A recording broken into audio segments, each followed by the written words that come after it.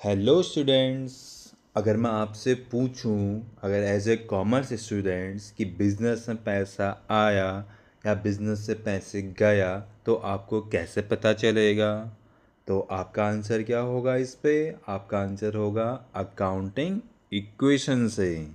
बस एक फॉर्मूला जो सब आपको क्लियर कर देगा वो है अकाउंटिंग इक्वेशन का assets equals to liability plus capital.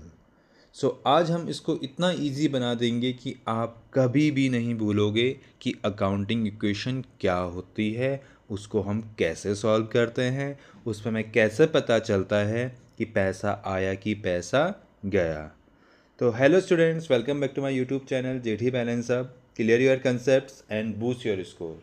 Students, आज हम स्टार्ट करने वाले हैं क्लास 11th का फर्स्ट न्यूमेरिकल, वो है अकाउंटिंग इक्वेशन। और अकाउंटिंग इक्वेशन पे क्या होता है? अकाउंटिंग इक्वेशन पे होती है assets equals to liability plus capital. ये होता है अकाउंटिंग इक्वेशन पे। तो यहाँ पे हमें कुछ ट्रांजैक्शन प्रोवाइड की गई है, उन ट्रांजैक्शन को रिगार्डिंग हमने यहाँ पे क्या बनानी है? अकाउंटिंग इक्वेशन बनानी है। तो सबसे पहले हम ट्रांजैक्शन रीड कर लेते हैं कि Rohan start a business, so the effect of the following transaction on accounting equation. तो रोहन ने कुछ बिजनेस स्टार्ट किया था, उसकी कुछ ट्रांजेक्शन हमें गिवन है और उसकी हमने एक अकाउंटिंग इक्वेशन बनानी है। तो ट्रांजेक्शन क्या है? पहले 6 ट्रांजेक्शन हमें यहाँ पे गिवन है, तो हम उसको रीड कर लेते हैं one by one. Start business with cash 50,000, यानी रोहन ने क्या किया? बिजनेस स्टार्ट किया अपना 50,000 से। परचेज फर्नीचर फॉर कैश 10,000, फिर उसने फर्नीचर खरीदा है 10,000 रुपये का। फिर third one, purchase goods on credit from Mohan 5,000, फिर उसने 5,000 के क्या खरीदे हैं? गुड्स खरीदे हैं। किससे? क्रेडिटर्स मोहन से। Sold goods costing 8,000 for rupees 12,000 cash, आपने 4,000 के गुड कितने में बेच दिए? 12,000 में बेच दिए।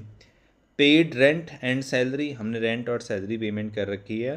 और withdraw cash for personal use, और पर्सनल यूज़ के लिए हमने क्या कर रखा है? कैश को विड्रॉ कर रखा है। ठीक है, तो चलिए शुरू करते हैं हम यहाँ पे अकाउंटिंग इक्वेशन का सॉल्यूशन। और सबसे पहले हम यहाँ पे क्रिएट करेंगे फॉर्मेट। और फॉर्मेट क्या होता है? हमारा फॉर्मेट होता है पर्टिकुलर्स के लिए हम कॉलम क्रिएट करेंगे, फिर हमारा आगे की टेबल बनेगी assets equals to liability plus capital करके हमारी क्या बनेगी? यहाँ पे एक फॉर्मेट हम क्रिएट करेंगे। और पर्टिकुलर पे हम क्या करेंगे? यहाँ पे पर्टिकुलर पे हम सारी ट्रांजेक्शन को यहाँ पे लिखेंगे वन बाई वन करके। तो सबसे पहले हमारे यहाँ पे पर्टिकुलर पे हम लिखेंगे, यहाँ पे देखो, स्टार्ट बिजनेस विथ कैश। हमने क्या किया था? कैश से 50,000 से हमने बिजनेस को स्टार्ट किया था। तो जितने भी एसेट्स लिखे हैं यहाँ पे, तो जो भी एसेट्स यहाँ पे आते रहेगी उन एसेट्स के मैं यहाँ पे क्या करूँगा? कॉलम्स क्रिएट करता रहूँगा।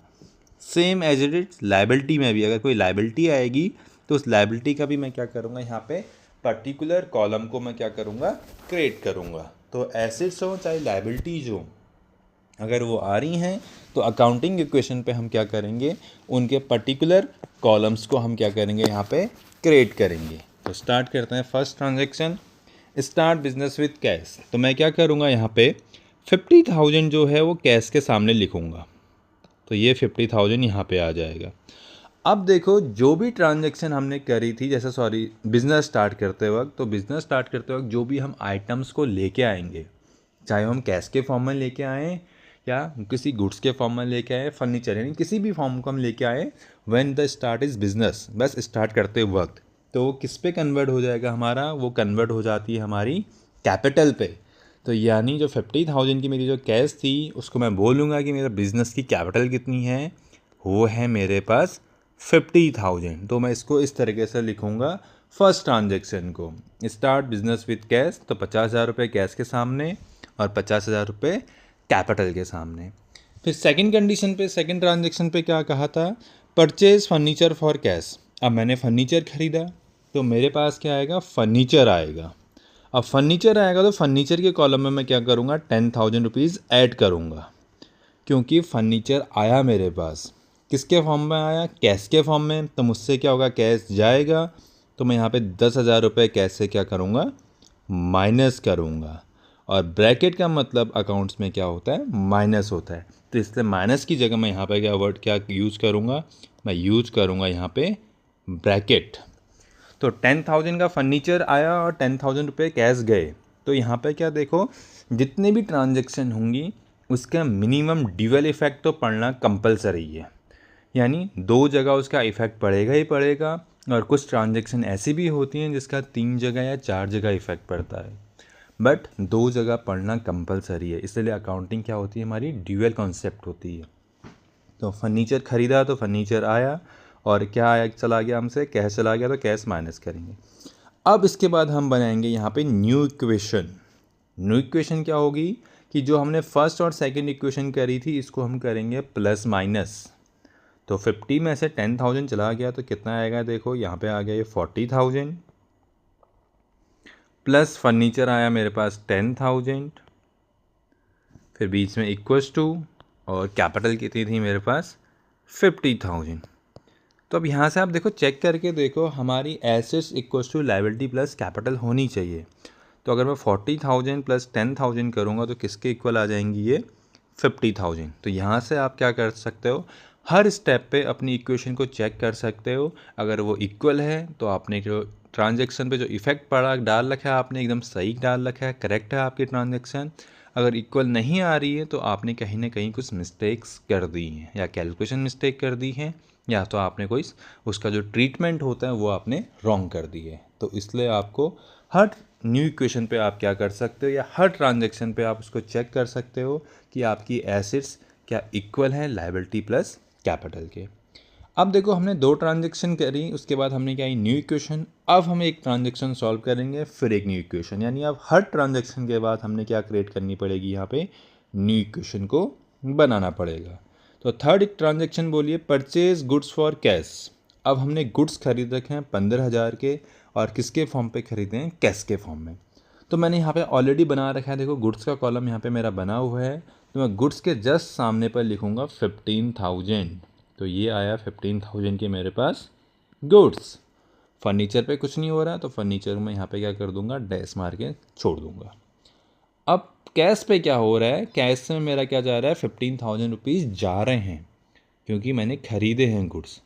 तो ख़रीदूँगा तो मैंने कैश में ख़रीदा था, इसलिए 15,000 रुपये ये क्या चले गए मेरे यहाँ से, चले गए। तो परचेज गुड्स फॉर कैश 15,000, ये 15,000 के गुड्स यहाँ से क्या हो गए, आ गई मेरे पास, और कैश मुझसे चला गया। अब फिर से क्या बनेगी हमारी, यहाँ पे बनेगी न्यू इक्वेशन। यानी पहले तो हम 2 ट्रांजेक्शन करेंगे, फिर न्यू इक्वेशन बनाएंगे। अब इसके बाद एक ट्रांजेक्शन एक न्यू इक्वेशन, एक ट्रांजेक्शन एक न्यू इक्वेशन, ये हर बार हमारा अब चलता रहेगा ये प्रोसेस। तो 14,000 में से 15,000 हम माइनस करेंगे तो ये आ जाएगा हमारे पास 25,000, और 25,000 प्लस, अब देखो इसमें जीरो था यहाँ पे, इसको डैश का मतलब जीरो मान लो। 10,000 में जीरो ऐड करोगे तो 10,000 प्लस 15,000 इक्वल्स टू 50,000। ये 50,000 ही रहेगा, क्योंकि यहाँ पे अभी कोई इफ़ेक्ट नहीं पड़ रहा है। अब फिर से चेक करके इसे देखो, ऐड करके देख लो कि ऐड हम यहाँ पे करेंगे 25,000 प्लस 10,000 प्लस 15,000। अगर हम इसको ऐड करेंगे तो 50,000, और किसके इक्वल हो जाएगा ये 50,000, यानी हमारी इक्वेशन एकदम सही चल रही है। फिर फोर्थ ट्रांजेक्शन, अब फोर्थ पे हमसे क्या कह रहा है, फोर्थ ट्रांजेक्शन हमसे कह रही है sold goods costing 8,000 for ₹12,000 cash. यानी अब बिज़नेस कर रहा हूँ तो मैं कहीं ना कहीं क्या करूँगा, अपने कम गुड्स की जो कीमत है उसको ज़्यादा में बेचूँगा। तो यानी 8,000 की जिसकी वैल्यू थी, मैंने उसे 12,000 में बेचा, यानी मुझे हो गया 4,000 का प्रॉफिट। तो गुड्स बेचे हैं तो सबसे पहले तो मैं गुड्स से माइनस करूँगा, और मैंने गुड्स बेचे हैं 8,000 के, तो 8,000 माइनस होगा। अब मेरे पास कैश कितना आया, 8,000 का सामान था लेकिन 12,000 में बेचा, तो 12,000 रुपये मेरे पास आएंगे। तो ये 12,000 रुपये किस में हो जाएंगे, कैश पे ऐड हो जाएंगे मेरे, ठीक है। अब उसके बाद देखो कि जब 8,000 का सामान मैं 12,000 में बेच रहा हूँ तो मुझे 4,000 का प्रॉफिट भी तो हो रहा है। तो प्रॉफिट आपका कहाँ जाएगा, प्रॉफिट जाएगा आपके कैपिटल पे। तो 4,000 हम ऐड करेंगे यहाँ पे कैपिटल पे। तो देखो ये ट्रांजेक्शन ऐसी आ गई जिस पे हमारा 3 जगह क्या पड़ रहा है, हमारा यहाँ पे इफ़ेक्ट पड़ रहा है। तो हर ट्रांजेक्शन में डबल ये इफेक्ट तो पड़ेंगे ही पड़ेंगे। कुछ ट्रांजेक्शन ऐसी भी होती हैं जिसमें ट्रिपल इफेक्ट पड़ेंगे, यानी 3 जगह इफेक्ट करेगा वो। तो ये ट्रांजेक्शन वही थी, जब हमने 8,000 के गुड्स बेचे 12,000 पे, तो 4,000 का प्रॉफिट हुआ, तो प्रॉफिट भी हमारा क्या होगा, कैपिटल पे ऐड होगा। अब फिर से हम क्या करेंगे, यहाँ पे न्यू इक्वेशन क्रिएट करेंगे, फिर से हम प्लस माइनस करेंगे, फिर से हम बनाएंगे यहाँ पे न्यू इक्वेशन। अब न्यू इक्वेशन देखो, 25,000 में से 25,000 प्लस 12,000, तो ये आ गया 25 प्लस 35 37,000 प्लस 10,000 प्लस, अब 15 में से 8 गया तो कितना बचेंगे गुड्स, 7,000 इक्वस टू 50 प्लस 4,000, ये आ गया मेरे पास 54,000। अब फिर से हम चेक कर लेते हैं कि हमारी ट्रांजेक्शन इक्वल चल रही है या नहीं चल रही है। तो 37 प्लस 10 प्लस 7, तो 37 प्लस 10 47, 47 प्लस 7 54, तो ये किसके इक्वल होगी, 54। यानी मेरी ट्रांजेक्शन एकदम सही चल रही है, करेक्ट चल रही है। अब फिफ्थ ट्रांजेक्शन मुझसे क्या कह रही है, फिफ्थ ट्रांजेक्शन मुझसे कह रहा है पेड रेंट, आपने रेंट पे किया 2,000 का एंड पेड सैलरी 1,000, तो आपने रेंट भी पे किया है, सैलरी भी पे की है, तो कितना पेमेंट कर रखा है आपने। तो जब पेमेंट करेंगे तो हम किसके फॉर्म में करेंगे, हमेशा कैश के फॉर्म में होगा। तो कैश से हम माइनस करेंगे टोटल 2,000 प्लस 1,000, सैलरी और रेंट दोनों पेमेंट किया, तो कैश मुझसे कितना चला जाएगा, 3,000 का कैश चला जाएगा। और कैश एक जगह कैश से माइनस होगा तो एक जगह आपका माइनस होगा ये कैपिटल से। जब भी आप पेमेंट करोगे, salary, wages, rent, commission payment होगा, तो हम क्या करेंगे, उसे हम कैश और कैपिटल से माइनस कर देंगे।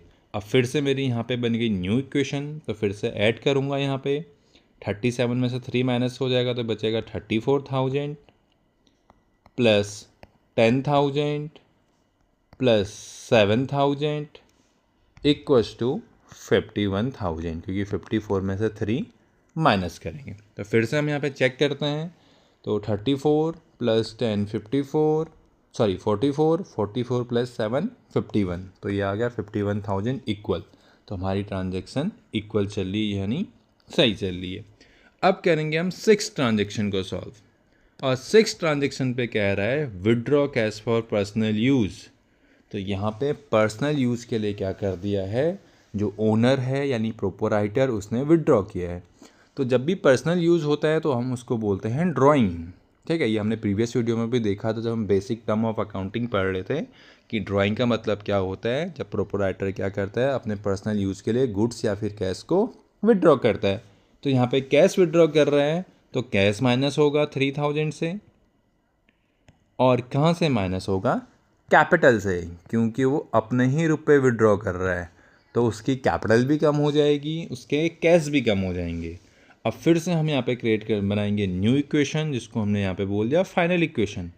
अब फाइनल इक्वेशन इसलिए बोला क्योंकि इसके बाद कोई ट्रांजेक्शन मेरे पास बची नहीं है करने को, इसलिए मैंने इसको फाइनल बोल दिया। तो 34 माइनस 3 यानी 31,000 plus 10,000 plus 7,000 equals to 51 minus 3, तो ये आ गया हमारे पास 48,000। तो फिर से एक बार चेक कर लेते हैं ये इक्वल है कि नहीं है। 31,000 प्लस 10,000 41,000, 41,000 प्लस 7 48,000, तो ये 48,000 मेरा क्या आ गया, इक्वल आ गई। तो मैं यहाँ पे लिख सकता हूँ कि 48,000 इक्वस टू 48,000, यानी मेरी जो एसिड्स हैं वो इक्वल हो गई लायबिलिटी प्लस कैपिटल के लिए। तो आई होप आपको ये अकाउंटिंग इक्वेशन समझ में आ गई होंगी, और आपको ये भी समझ में आ रहा होगा कि कैश कैसे बिज़नेस के अंदर जा रहा है, कैसे बिज़नेस से आ रहा है, और उसका क्या इफ़ेक्ट पड़ेगा एसेट्स, लायबिलिटी और कैपिटल पे।